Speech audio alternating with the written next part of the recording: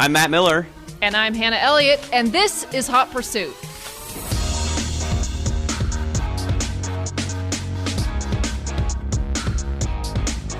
I'm going to take the lead today on the intro because Matt is near death's door at home on the couch. We've listened to him hack for the past 20 minutes. I have the plague. He's drunk a bottle of Robitussin, and, you know, it's very touch and go. But he's rallied, and we're so happy to have you here. I'm ready. It's been a tough week. I launched a new television show on Bloomberg with Katie Greifeld and Shonali Bassick. So it's been like all hands on deck, working 24/7, and earnings season has been super intense this week. So somehow my immune system failed, but I continue to push on because it's not pandemic days. I don't stay home when I'm sick anymore. I'm still going to work every day.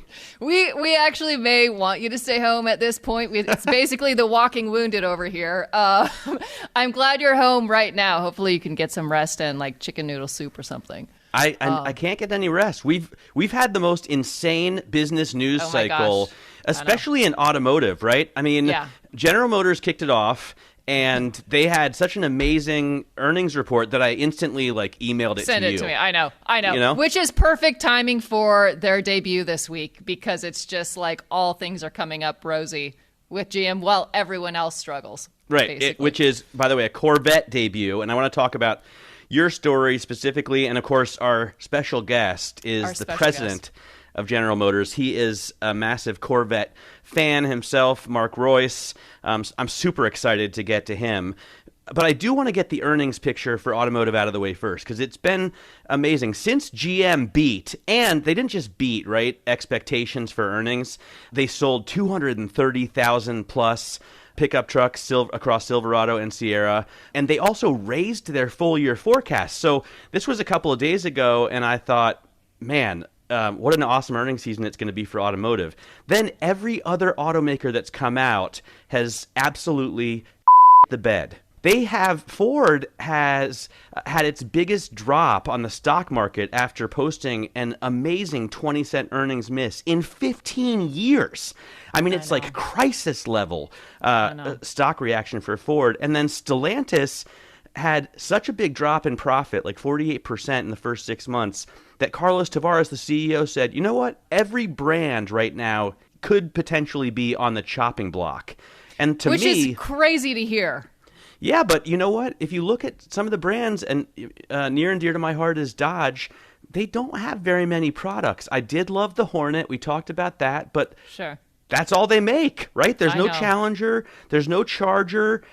So the Durango still exists in some old and tired form, but they just don't have a lot to contribute. So it's just mayhem. It's really tough. And in the luxury world, we should say that even Porsche cut its outlook for the year and took its biggest drubbing in a single day since September 2022, when which it was had their its IPO. Exactly. Yeah. So this isn't even just, mass market brands. This is hitting the luxury sector too. I think Hyundai did pretty well. That was sort of another highlight. They seem to have gone up a little bit in operating profit and actually beat their estimates, basically based on hybrid sales, which I know how much you love hybrids. So it's really interesting. And then here we have... I love Kias, which is their sister company. Of course. And then we have General Motors that is basically doing phenomenal off the back of internal combustion engine trucks and SUVs. And this Corvette is no different. It's not, this is their most powerful Corvette debut ever. And it's not a hybrid. It's an actual V8. All right, let's talk about this Corvette that's just debuted. You wrote a phenomenal story about it. Everyone's been waiting for it. It is the ZR1, right? What does that mean for a Corvette? What is a ZR1? The ZR1 is, right now, it's the top of the line. Now, we have seen rumors that General Motors is coming out with a higher performance hybrid in 2025. They've actually trademarked a name, Zora. Such a cool name. It's a cool name. But right now, the ZR1 is the top of the line, 1,064 horsepower. And the two really new things about this car are, number one, it's the first Corvette ever to use turbochargers, which is wild to think about. And then number two, it's got a split window in the rear, like the C2s from the 60s. So these are significant changes. Yeah, I mean, I love the Corvette, and I've been raving about it for weeks now, ever since I drove the E-Ray, which is their hybrid. Currently, it's kind of the middle of the lineup, right? Because they have the base Stingray C8 Corvette, the Stingray, yes, exactly, which has just the 6.2 liter naturally aspirated V8 right behind the driver in the middle of the setup. Then they have the E-Ray, which has that 6.2 liter, the traditional, for now, Corvette engine, and then an electric motor on the front axle. Then they have the Z06, which has the fire-breathing 5.5 liter flat plane crank V8, which is kind of like a Ferrari setup, but even better than Ferrari, I think, could have done, because it's such big displacement and manages to keep itself together. And so this is going to be, the ZR1 is going to be the top of the line. Yeah, well, it's going to be basically the twin turbocharged version of the Z06, which is typically how it goes, right? Corvette releases the Z06, which is their top of the line version, naturally aspirated, and then they come out with the usually supercharged version. That's the ZR1. In this case, it's going to be using turbos, which is something we'll ask Mr. Royce about. Yes. But it's going to have over 1,000 horsepower. Over 1,000 horsepower, and there's going to be an optional ZTK performance package that adds like a huge rear wing and aggressive styling on the front and like a gurney lip on the hood, all made from carbon fiber. It's going to have stiffer suspension and different wheels and all of that too. They've gotten so good at, I mean, they have all this alphabet soup at GM, right? I know. If you get the Stingray, which is probably good enough to begin with for most people, you can add the Z51 package, which makes it a little better. If you get the Z06, which is the sort of screaming Ferrari flat plane crank, you can add the Z07 package, which makes it like a little bit racier. And now if you get the ZR1, what's the package that you can add? It's called ZTK. Yeah. Performance package. I mean, I'm already sort of lost in all of those numbers and letters. Well, then the cool thing about the progression is, so the rumored improvement on the ZR1 is called Zora, which is, I guess, named after the original designer of the Corvette. And that would be the twin turbocharged 5.5 liter V8 in the back with an electric motor, I'm guessing, in the front. So like the hybrid version of the turbocharged badass. So it's like total top of the line. And I don't know what Royce is going to tell us about that. I mean, well, look, I took the liberty of going ahead and asking the PR ahead of this conversation for, to confirm anything about the Zora. And of course, he did his job and told me absolutely nothing. But I did see that General Motors just on June 3rd trademarked that name in Mexico, which, they've sort of been filing these trademarks for the past few years in the U.S. and Mexico. So if we're reading the writing on the wall, it does seem like they're heading in that direction, which would be really cool. Now, the only thing that's missing from this whole lineup for Corvette is an all-electric version, right? Yeah. What do you think about that? I mean, I wouldn't probably like it very much. I don't tend to like fully electric vehicles unless they're utility vehicles, like Kia's EV9. I love that. Yeah. But I'm not using that as a sports car that's supposed to give me goosebumps and make the little hairs on the back of my neck stand up, right? Yeah. I really think that Corvette is probably like the 911 at Porsche, where they're going to do everything they can to hold off from electrifying their, Chevrolet's, GM's crown jewel car. And I don't think it's an accident that General Motors has just announced that yet again they're delaying their electric pickup plant, and they've postponed a Buick EV. So this sort of goes hand in hand with what we're seeing, as automakers, including GM, but Ford and others, Mercedes, have started to sort of slow down and walk back all of these electric promises that they've made because they're not selling. The EVs aren't selling as well, and there are still valid concerns about especially the charging network. And I should mention, I don't know if now's the time to talk about it, but I did have that little electric Fiat 500e last week that got towed when I tried to charge it. So that is a quite a story, and let me tell you, it was not fun. And You could argue ultimately it was user error on that, but it was an error any user could have made. Unbelievable. So they towed the car while you were charging it. I guess you weren't with it. So I didn't know you had to stay with your car. Here's the scenario. Basically, I go downtown for a lunch and to do an errand, and I think, oh, it'll be nice just to charge the Fiat for an hour. It was at like 50%. I thought I just need to do it just for experience so I know what the situation is. I go to the first charger that I've used before in a public parking garage. The charger's broken. I use the app to find another available charger close by. That charging app sends me to a parking lot, an outdoor parking lot. I did have to go through a barrier, and I took a ticket to get into the parking lot. I go, there's a valet guy. He watches this guy watched me go through this whole thing. He watches me pull up, plug in. I think, okay, I'll be back in an hour. I'm just going to go have lunch. I come back. The car is gone, completely gone. Yep. From a gated parking lot? Apparently it was private, but it let me take it. I just thought, oh, you just take a ticket, and if you don't have, if you're not a member, you just pay. I just assumed if it lets you in, you just pay to get out. So seems like a safe assumption to me, by the way. Thank you. So I kind of fish around, and there is a sign on the side of the parking lot that has a number to call. Brian's Towing. And I call him, and it's after 5 at this point. And, I'm told that you can come get your car, and it's going to be $466 in cash. Oh, my God. And, I can't really hear the guy. It's so shady. I mean, it's basically a shakedown. It's a scam. Yeah. Completely. So, basically, it's a mile away. They tow it a mile away to, when I tell you it's the sketchiest environment I've ever been in this side of Cape Town, I am not kidding. It was like Skid Row times a million. It was so sketchy. Charles Bukowski. Yes.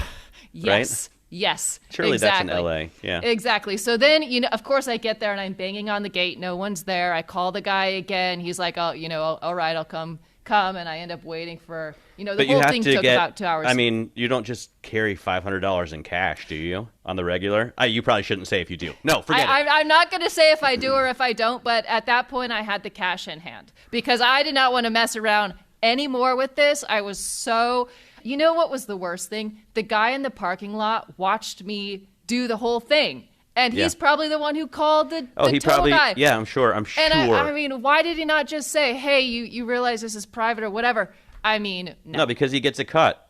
Probably Brian at Brian's Towing said, dude, if you see anyone come in here, don't stop them.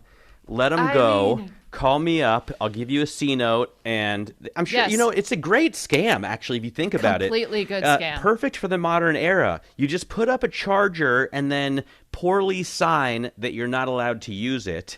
Yes. And you just wait and watch for somebody to walk away from the car. And as soon as they do, you go and jump on it. Yes. And I would never have even gone into this parking lot except for the app sent me there. The charging app sent me there and said it was an available charger. So I thought, oh, great, this is so close. It's just around the corner. No big deal. I wasn't even aware there was a charger there. So that is all kinds of messed annoying. up. I know. It honestly was. The good thing, though, is the Fiat, when I got it back, was fully charged.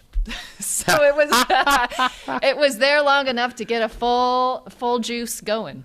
So, all right, so that is an unbelievable story, and yet so believable, right? I know. So that's annoying, and it's like I tried to charge. I thought, not a big deal. No, do people stay with their cars for hours on end? No, not at all. Not at all. And I feel like if it comes up in the app, you should probably be able to use it. Yes. A. B, if you go into a gated parking lot and it lets you in, I think it's safe to assume, unless you see a sign that says, like private parking space, that you can park there.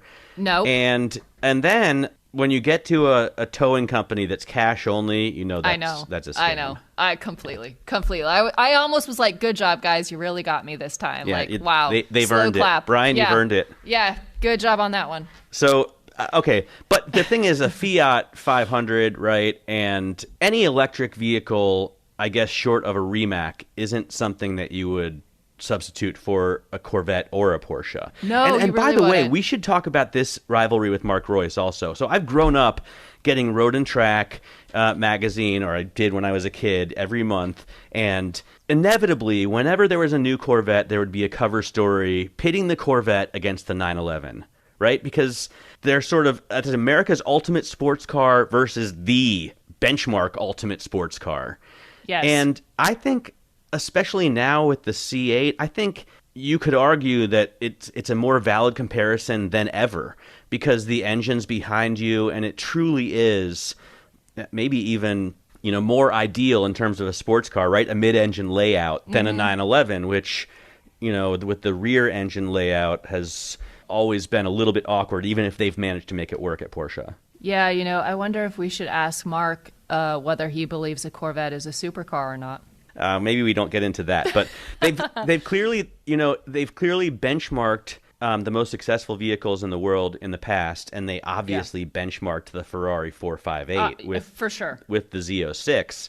So I wonder if they even think about the 911 anymore, or if now they're aiming at Ferrari and Lamborghini instead, because the styling is obviously not subtle. Yeah. Also, they've expanded their product offering in such a 911 way, right? They have the Stingray, the E-Ray, the Z06, the ZR1. They'll have the Zora, and you've got to imagine they're going to have convertible and hardtop versions of probably all of those. So they'll have 10 different models. Yeah, and I should say the ZR1 is coming in coupe and convertible version. They're both starting production at the same time in Bowling Green. So yeah, it's a lot of options. Previously, by the way, because I look at these things online and lust after them and configure them, I think I've already configured a Corvette at least once today. Constantly, I go back and forth between would I want the hardtop or the coupe, because the hardtop obviously is a T-top in a Corvette, so you can take off the top, but the convertible is, you can do it automatically. And the benefit of the hardtop is you can see the motor, right? Because the hardtop has a see-through panel on the back, and then it's totally baller. As someone who has a T-top C3, I think it would be nice to be able to push a button and have the top go down, because I've made the really bad mistake of trying to take the T-tops off at a stop while you're waiting at a stoplight. Yeah. And pull them into the cabin when you're waiting in traffic. And that was, I'm sure anyone who saw that thought this woman is insane. I think, the consensus probably, and I've been lurking on Corvette forums for a long time as well. People who get the coupe, the hardtop, they say inevitably that they don't bother anymore taking it on and off. They just, right. It's like you have a hardtop car. Correct. But they're all happy that they can see the motor, which makes sense. It's so awesome Completely. to be able to see it. People who get the convertible put the top down constantly and up constantly. I know when I spent a week with the E-Ray, that was one of the best functions. If it's raining, if it's too hot, you can put the top up. Otherwise, you have it down. Mm-hmm. I feel like I've settled on the convertible, but this is probably something that we could talk to Mark Royce himself about. The other thing that I'm excited to talk to him about is the spine that they've added to the ZR1, right? Well, they're calling it a split window. Okay. I agree. To me, I think that's a little bit of a loose term. I agree. It looks more like a spine. It's more like it can be carbon fiber or the body color. And yeah, it looks like a spine running down the back, which looks cool. Right. I get the term from your story. So yeah. It's stuck in my head now. But the thing is, Mark has very beautiful classic C2 Corvette with the split window. Oh, I didn't know that. And I mean, if you get the C2 in the coupe, you want the split window. That's why it's expensive. That's indicative of the ZR1 then, basically. Yes, exactly.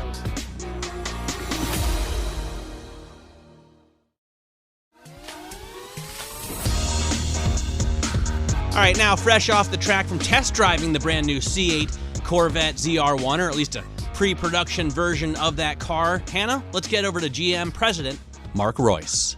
Thanks for taking the time. We know, I think you just got out of the car. Can you just tell us what it's like to drive? We're so curious.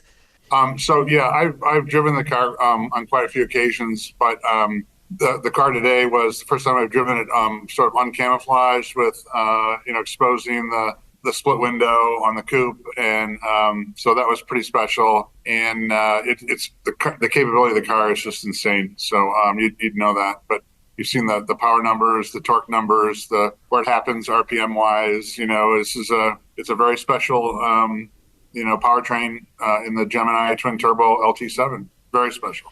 Talk to us about the turbochargers. Why do a turbocharger now? Does this mean that the V8 has sort of been topped out in terms of its capabilities, and now we're looking for other ways to get more power? Well, nothing's ever topped out. I think, at least in my career, it hasn't been. But I think the turbos that we architect the engine for are there's sort of the electronically controlled wastegates that they're pretty sophisticated in how they make the engine breathe. And if you think about it, an engine's basically an air pump, right? So you're bringing air into it, and you're pumping air out of it. And so the more efficient you make that air pump, the more you're going to get out of it. So just looking at something like our Indy engine, changing the location of a turbocharger dramatically changed sort of where we pick up torque and what RPM range. So that's how sophisticated some of the fluid dynamics modeling is around the air pump called an engine, in this case Gemini. And so I think that's really important. But the turbocharged piece of it, as long as you can get a linear delivery of power from how you're controlling what is happening with it, and as you know, the software and controls for turbochargers have gotten so sophisticated that there's really not any lag. There's none of that. Well, first of all, we should say that the Z06 already has, and correct me if I'm wrong, the most power from a naturally aspirated V8 of any production car, right? That's correct. And I was lucky enough to drive in that car with you a couple of years ago, which was probably super fun for you, terrifying for me, on the testing track in Detroit. This is even more powerful. Have you made any changes to the actual engine other than adding the turbochargers? Absolutely. I mean, if you look at how we deliver fuel, there's sort of this is hard to deliver enough fuel to realize the capability of it. So, we've got some pretty sophisticated fuel delivery systems, in fact, too. And then we've also taken the intake is, when you see the engine, you'll see it, but it's a split intake that it's really fascinating. So there's that. There's, the hardening of some of the components of the engine are very special. If you look at the front of Gemini Z06, 5.5 liter naturally aspirated engine. You look at the front cover of the LT7, it's really different. But the core engine is still the same, right? So the architecture was designed to handle it. And there's a lot of cool things on it, too, because just fun things, too. I mean, there's little Gemini rockets that cast into the turbochargers and the heads and blocks. Sweet. So that, in the future, when you get one of these or you're looking to get an engine or replace parts on it, it'll have a Gemini rocket on it if it's genuine. And you can't really fake that. And so, Gemini, obviously, the twins. And so, and the teasers, you saw the twin scroll of the swirls. We really thought a lot about how to name it and how to do things that are cool for people who buy these cars. By the way, can I ask, Mark, in the past, and the kids may not know this, in the past, U.S. astronauts have had Corvettes, right? Yeah, yeah. And now that NASA is preparing a mission to send, once again, Americans to the moon, astronauts are going to be sort of right at the top of our cultural focus again. Have you guys had talks with NASA about giving them C8 Corvettes? I would love to. I don't know if you know the story of how these were delivered, Matt, back in the late 60s there, when it was basically a person in my job in GM sold these cars to a dealer for $1, so that it wasn't just free, I believe, and then gave them to the astronauts. So I don't know what we'll concoct, but I would love to be involved with that. And we haven't done it, but what a special deal that would be, right? I mean, I think, by the way, fighter pilots are one of our number one customers, right? They love Corvettes. So, so it's all good. Can you tell us a little bit about who you're benchmarking when you're developing this car? Who are you looking at? Who's the benchmark in this segment for you guys? I think there's different cars that do different things that we benchmarked. And, the 458, we did that from a sound standpoint. We've done lots of different cars over the years on C8 as we developed it. But, we always look at our competition and take them very, very seriously. So, 911s, we have a really good relationship with Porsche at the Nürburgring in Germany. So we have swapped Corvettes with 911s, and then, so it's pretty fun. It's really cool. So it's a great camaraderie, and there's only a couple times a year they do the industry pool there. So typically one of those times we'll stay in the same hotel as the Porsche engineers. So pretty cool. I know that you guys did some Nürburgring laps. Do you want to say what time you were close to? Are you going to announce that at any point? Or 0 to 60 times, or quarter mile? Can you tell us any detail? Yeah, I can. Look, the car will go comfortably more than 215 top speed wise. And these are simulations. We haven't finished the car yet. As I said, we're going to take it in September to the ring. But the 0 to 60, we do not have a time on it yet. We just haven't finished it. And then the quarter mile will be under 10 seconds. No problem. The other thing where Matt and I always talk about, and I'm curious what the conversation is for you guys at GM, talk to us a little bit about manuals. Obviously, this is not a manual vehicle. Is there any conversation about that for you guys? Are customers asking for it? And would you ever come out with a manual Corvette? Yeah, even Mark and the Stingray, like, I know you're going to have trouble putting a manual transmission on 1,000 horsepower hypercar like the ZR1, but you could do it on the Stingray, like, and you do on the Blackwing, right? You have a manual transmission at Cadillac, so why couldn't you do it for a Corvette? Again, I think the whole car is architected around our DCT that's made it up to whatever engine we put behind in C8. And so that DCT is a core architecture decision. And if we carry things to do other variants on transmissions, it's scar mass and it's scar cost, and it affects every C8, and that's not what we're going to do. So it'll damage the efficiency and the power delivery and the performance of all C8s to do a very small volume on manuals. And there are probably a few people that love manuals. I love manuals. We do them on our Cadillacs. That's not scarred because of the architecture of the car. But this is a pretty specifically architected car for the range of power units that you see. And it's very tough to fit an engine like an LT2 in base form all the way up to the LT7 in the same area of the car and not carry inefficiencies in it. But adding a manual is just, it's a bridge too far. It makes sense. And I mean, obviously this car is, it's more of a race car anyway. You want the faster shifting. You're going to, you're going to get a better lap time.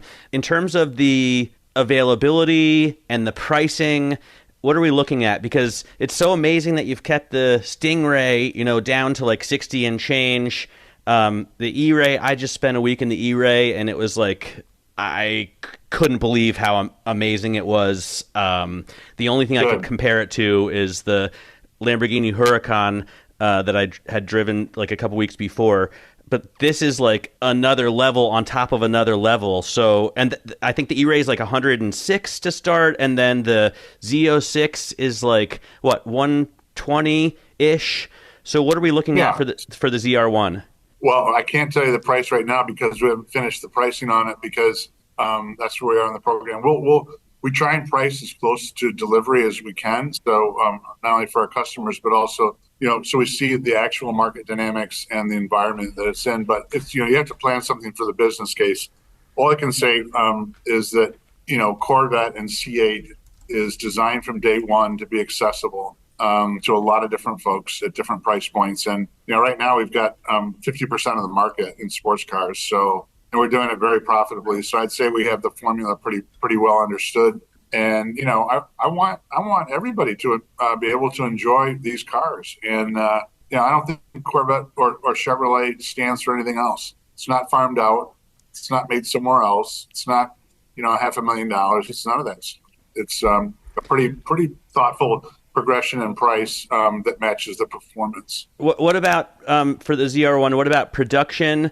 Are you going to make an unlimited number to meet the orders? What are the orders? What does the order book already look like right now? And are you making these in Bowling Green? We are making them. Everything's made in Kentucky, including the engine, obviously. But we haven't opened the orders on them yet, Matt, because we're fulfilling E-Ray right now in Z06 and of course Stingray. So we're pretty maxed out in terms of capacity. But as all of those things change over time, we introduce the next variant, if that makes sense. So yeah, we're not going to constrict things. It's going to be based on allocation, and the allocation is based on Corvette dealers who sell Corvettes. And how many. Well, Mark, thank you for taking the time to talk with us. We really appreciate it. And yeah, thank you. It's going to be a great night. So wish you guys were here. Thank you. Wow. So that was great. I love that he had just gotten out of the car before we talked to us.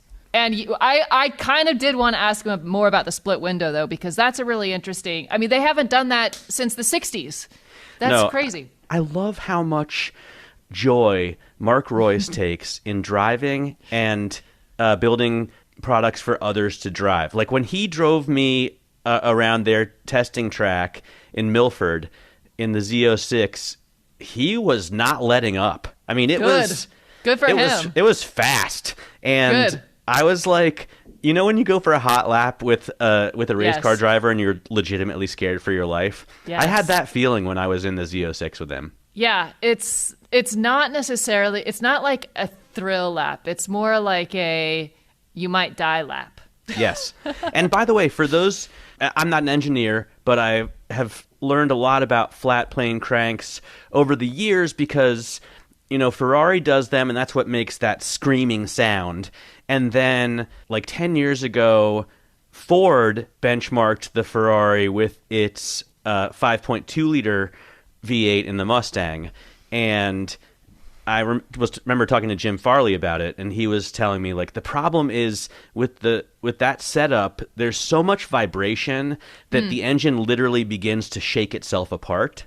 And that's why Ferrari historically hasn't had, or at least one of the reasons, Ferrari historically hasn't had very big displacement, right? Because if you have too much displacement, then in that setup, the engine just vibrates itself into pieces. So it was already an amazing engineering feat that Ford had built a 5.2-liter V8 with a flat plane crank, and it managed to hold itself together. Now GM has built a 5.5-liter V8 with a flat plane crank, and it, at least so far, isn't falling apart. So it's just so cool, and that they're able to do that, and the way it sounds is hair-raising.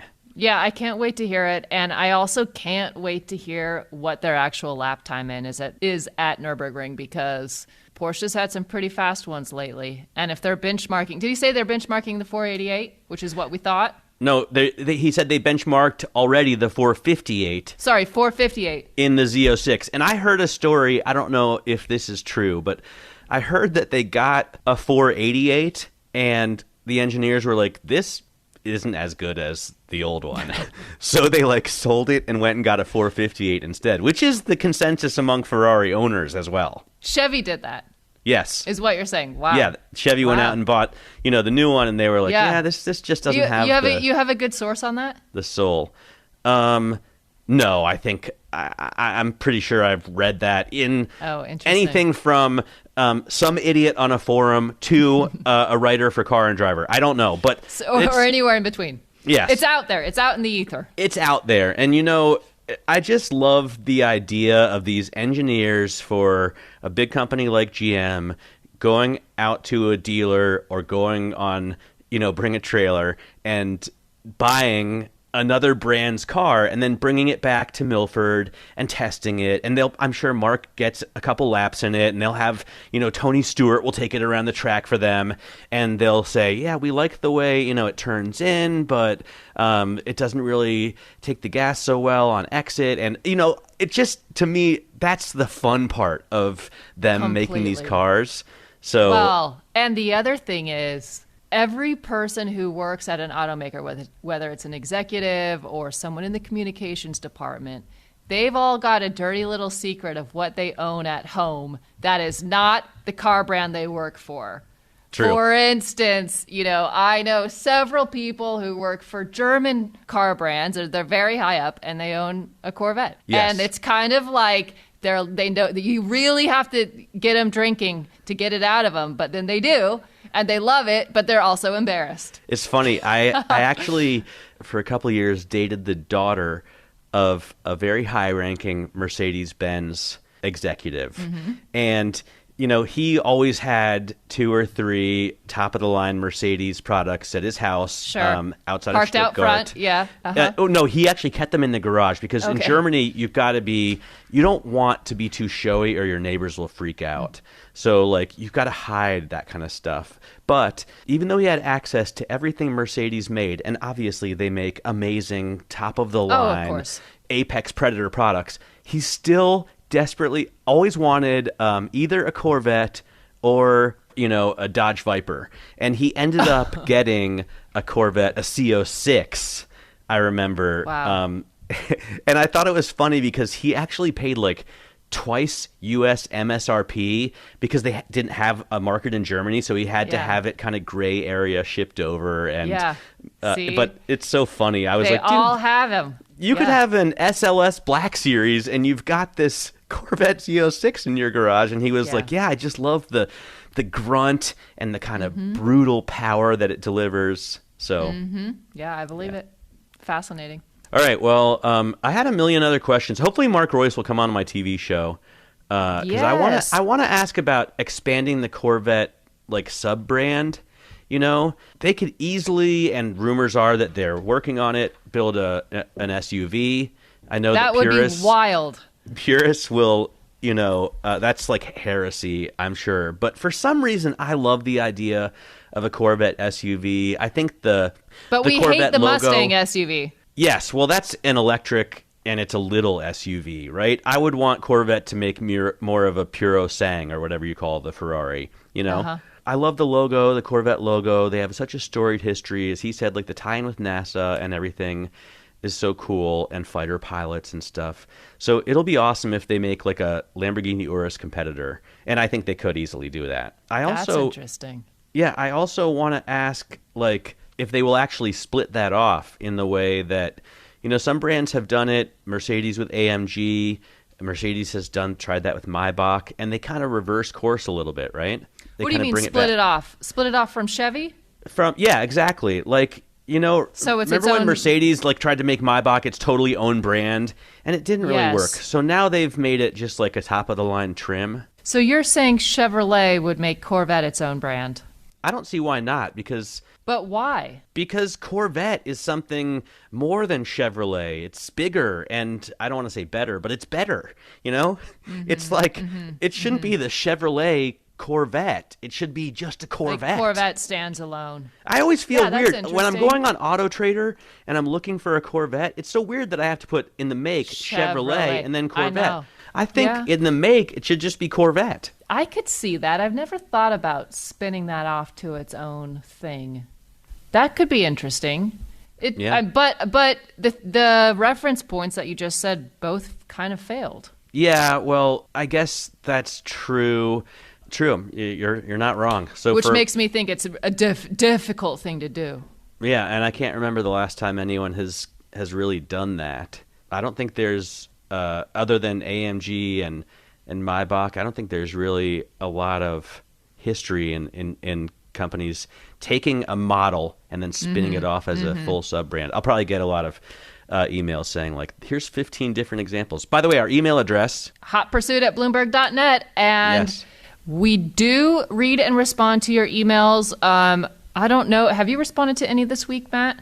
Yeah, well, I responded to this guy, Peter, who's become my email buddy because he's gotten an amazing new car. I used to have one of these. He got a G550 in emerald green, which is exactly the same setup that I had. But there are subtle differences between the American and the German version. The American version has that cow pusher on the front, and the German version doesn't come with that. Yeah. And the new wheels on the G550 are so cool, much cooler than the turbine wheels that I had on the G500. The monoblocks? No, Not man, the monoblocks. No, the monoblocks I think are only on the AMG version. Okay, I was going to say. Do you not like the monoblock wheels? AMG's monoblocks? Not necessarily. I was in Mercedes Manhattan today, in fact. Oh. And I was like salivating over a G63 with those monoblock wheels. Of course. That doesn't surprise me in the least. That makes perfect sense. I love them. I would have them in just brushed stainless steel. The ones I saw were black, but I think that's a horrible mistake. Yeah, I saw someone brush stainless steel the other day. I mean, if you really want to be like the ultimate obnoxious level of everything, which, I mean, in a way, you might as well go for it. And I do, Yeah. All right, well, it was awesome. It was awesome. I'm so psyched about this product launch and your story. Everyone can check it out on Bloomberg.com. I guess that's all we have to talk about. What are you driving right now? Ooh, I'm driving a Rivian this week. Oh, second generation Rivian SUV. Yeah, so I don't want to spoil it. I don't want to spoil it. So we won't discuss, but that is in the mix right now. What about you? I am driving a Subaru BRZ with a stick shift, and it's got all these WTI pieces on it. And I'll tell you about it, more about it next week, because I don't have my thoughts completely And gathered. Next week, we can discuss my recent co-purchase with my husband of our new Rolls Royce. Oh, yeah. And we'll have Dario Franchitti on as well. How many Rolls Royces do you guys have now? A few. We've got a few. Cool. Dario Franchitti. I wish we could get him in a ZR1 and get his take on it. Ooh, that'd be really fun. All right. Well, definitely shoot us an email. hotpursuit@bloomberg.net is our email address. And thanks so much for listening this week. That's all we have. We'll check back in with you next week. I'm Matt Miller. And I'm Hannah Elliott. And this is Hot Pursuit.